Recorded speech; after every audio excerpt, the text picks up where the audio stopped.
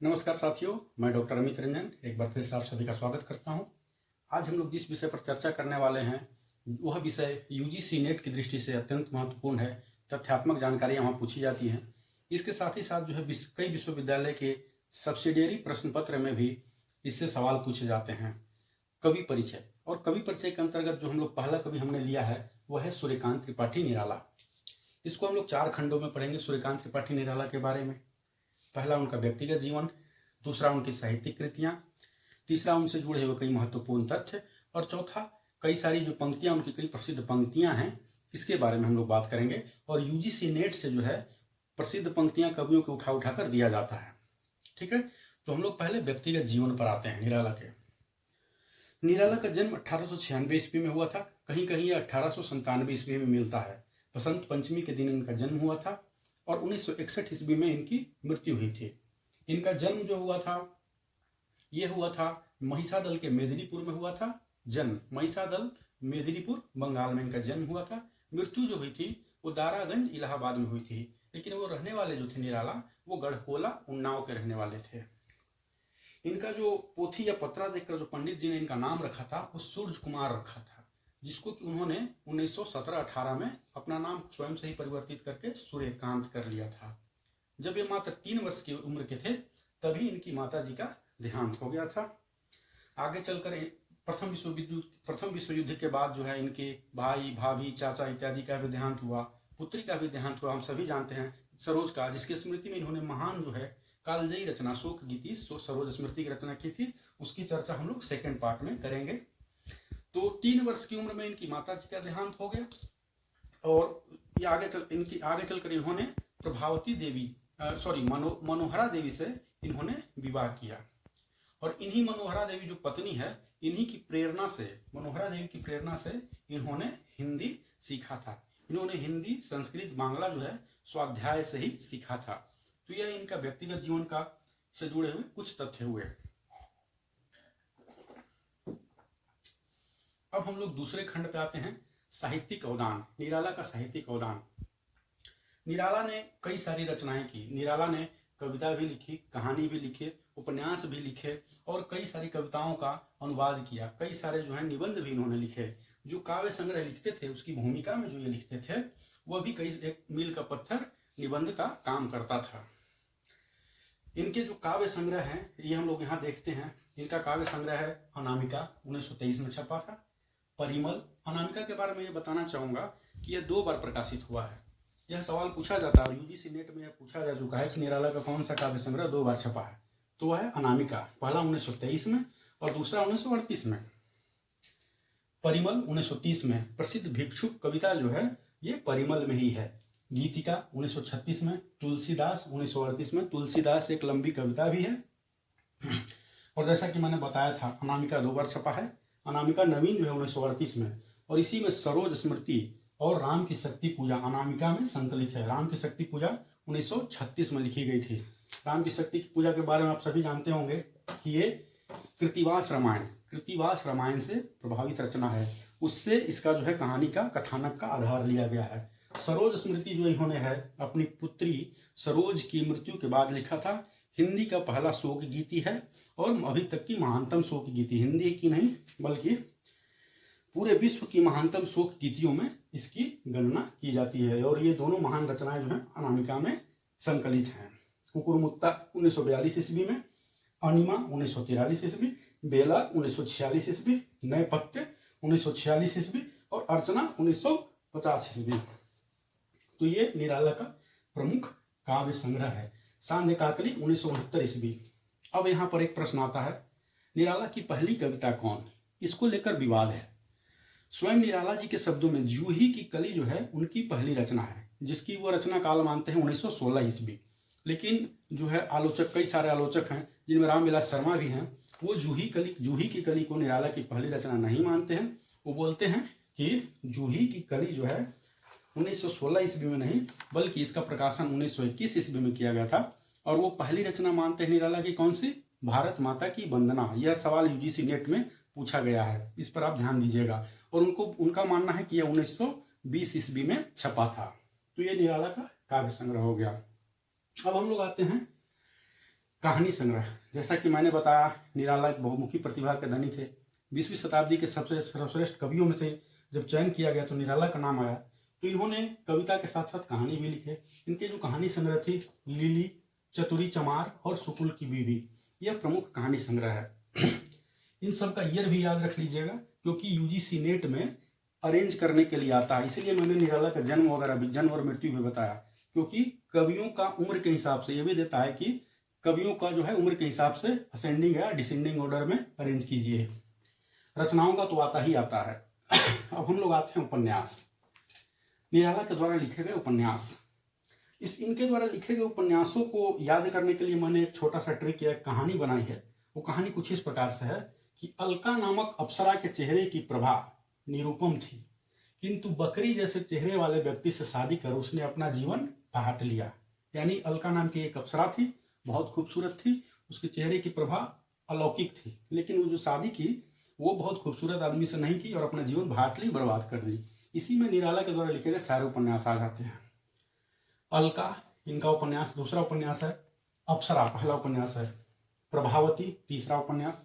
प्रभावती, फिर निरुपमा इनका उपन्यास है। बकरी से बिल्ले सुर बकरीहा इनका उपन्यास, ठीक है। और भाट, भाट का कुल्ली भाट। तो ये इनका जो है उपन्यास का सारा नाम इसमें आ जाता है।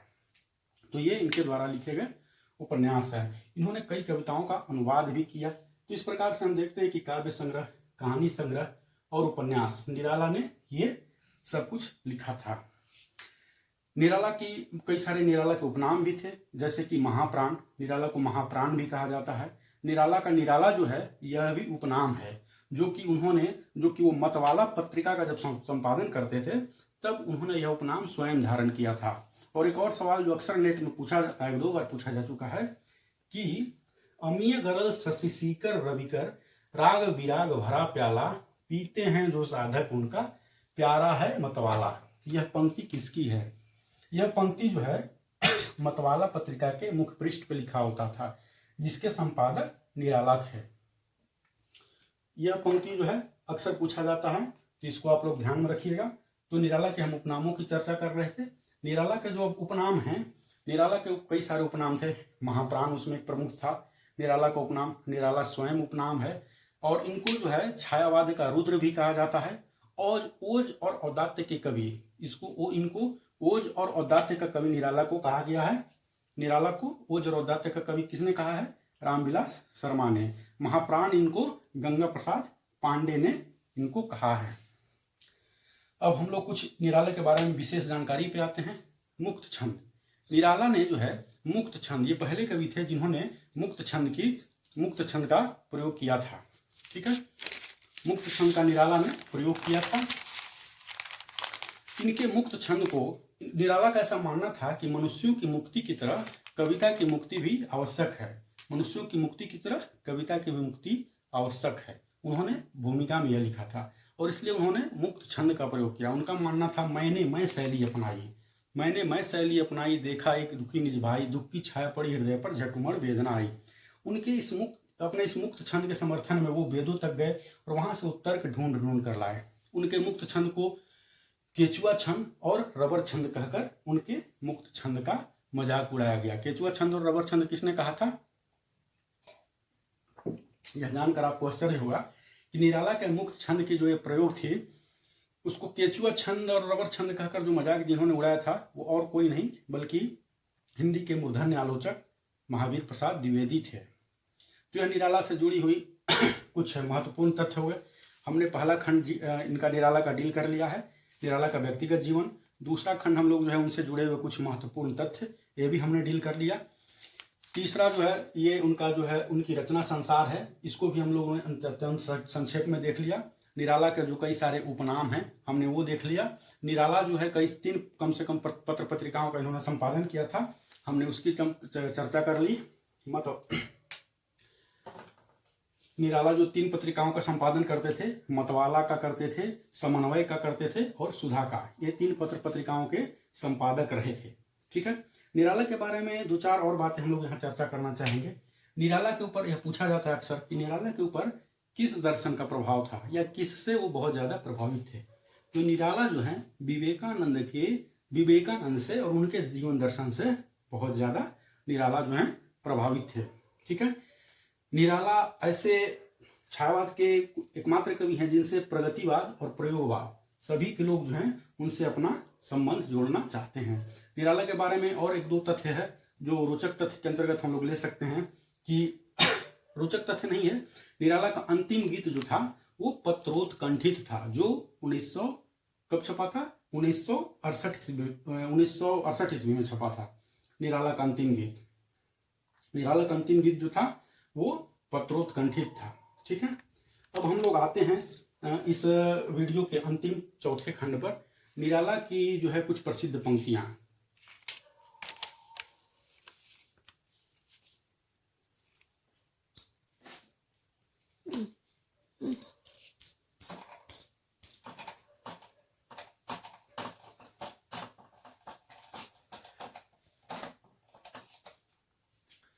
यूजीसी नेट में यह सवाल अक्सर देता है, कई प्रसिद्ध पंक्तियां जो है कवियों का दे देगा और कई प्रसिद्ध पंक्तियां दे देगा और पूछेगा कि यह किसकी पंक्ति है। तो वैसे ही निराला जो है, निराला की कई जो है कविताएं बहुत फेमस थी, जैसे कि भिक्षुक, बादल राग, तुलसीदास, राम की शक्ति पूजा, कुकुरमुट्टा इत्यादि। इसकी कुछ जो और ये प्रेम कविता है, प्रेम पर इन्होंने जो कविता लिखी थी, बांधो ना नाव टिस ठाव बंधु, पूछेगा सारा गांव बंधु। इसी तरह से संध्या सुंदरी परिसी, उतर रही थी आसमान से संध्या सुंदरी परिसी, यानी कि संध्या सुंदरी। तो इन्हीं कुछ प्रसिद्ध कविताओं से जो है कुछ पंक्तियां उठा कर दे देता है। तो निराला की जो कुछ प्रसिद्ध पंक्तियां हैं वह हैं, वह तोड़ती पत्थर देखा मैंने उसको इलाहाबाद के पथ पर, वह तोड़ती पत्थर।